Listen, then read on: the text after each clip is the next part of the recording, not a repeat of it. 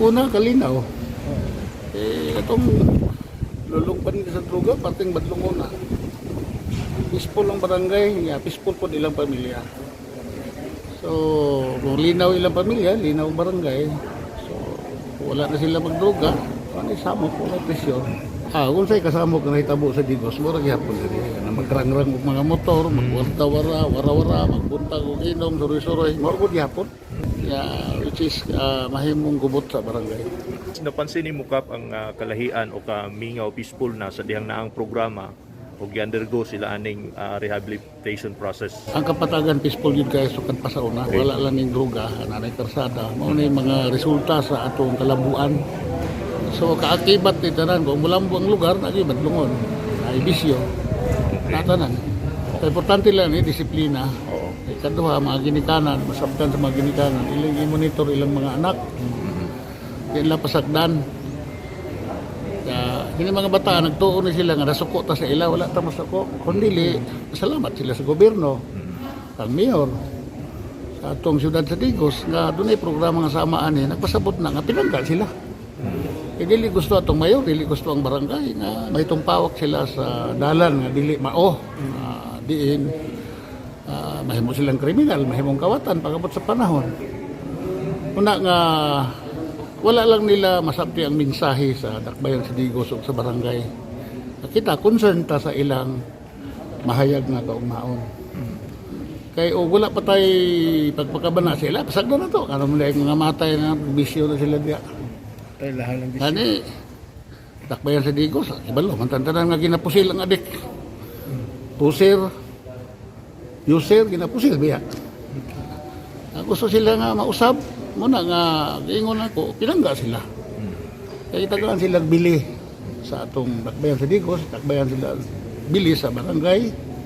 Kaunta, pasabtan nila kung sa'y maayo, kung sa'y tumong aning atong programa sa Sibrap.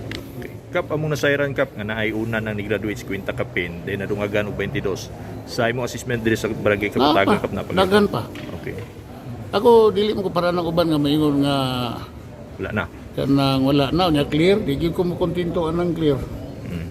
Kaya nga naman, mintras nga napay musulod diri nga dili taga Kapatagan, dili gid clear. Kaya nga naman, kaya mga tawanan niya, ang barkada ni taga-ubos man.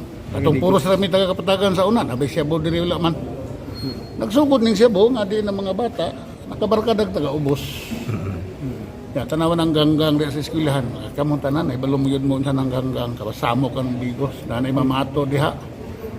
Naga mga sukarap. Karon kay programa sa Digos, sa itong mayo. At least doon na siya pagpakabana, doon na siya gugma, nga diin gusto siya kausaban sa mga kabataan, matagaan o mahayag nga kaugmaan. Pinaging si Brapo niya, galaom ta, na dili lamang diri mahuman.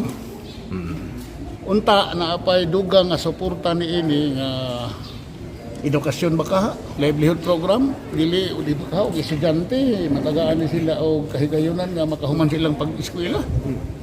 Karon masabtan nila ang tumong yod sa unsay tumong yod ani nga atong gihimo nga kalihukan sa dakbayan sa Digos. Para mapugnan Kap nga wala nay musaka dinhi nga mga drugs gikan sa ubos. Unsa kahay para nimo solusyon ani Kap? Dili gid mo pungan. Mintras na apay sakyanan, mintras na apay mga abi ni mong kining droga manggod complicated man di may kaglimod sa ato namong goy mga pipila nga nasa gobyerno nga proteksyon po. Labi pa nga na mga politiko sad. Antod karon nga wala pa makaseminar og Sibrap. Politiko. Tinood bitaw. Kay gusto tag na kausaban yun nga maundang. Dapat kita mga leader sa barangay, sa syudad, sa probinsya nga mo'y manguna ni. Ya atong mga sakop sa mga empleyado nato, atong tudluan nga dili maghimog nga ingon ani nga pamaagi. Kaya sa may mahimog gud nato sa barangay kung nga mga dagko nga mga leader nato munay naguna-unan sa droga. Paminaw ninyo. Mahuman ka. So nga kung mensahe ang amputa, tinabangay ta. Salamat sa atong mayor nga nagpasiyugdan ini. Ug manghinaw tong tata nga dili lamang ang atong mayor. Lakip unta atong mga dagko nga haligi sa atong gobyerno, pulis, army, mga politiko, magtambayayo nga para mahumanan ning kampanya nato sa droga. Dili man ni para sa atong personal kundi para ni sa atong pamilya. Kalinaw sa pamilya, kalinaw sa barangay, kalinaw sa tibok nasod nga Pilipinas. So sa una to pag-ingon nga mabuhay ang Pilipinas, mabuhay ang Pilipino. Kung daghan pang adik. So kung dili gyud nato ni mapugngan ka, kutob sa naing news, kutob sa naay sakyanan. Sa to very pagkaning good. programaha. Patay. Okay, so kaning programaha ka, Patyon yun.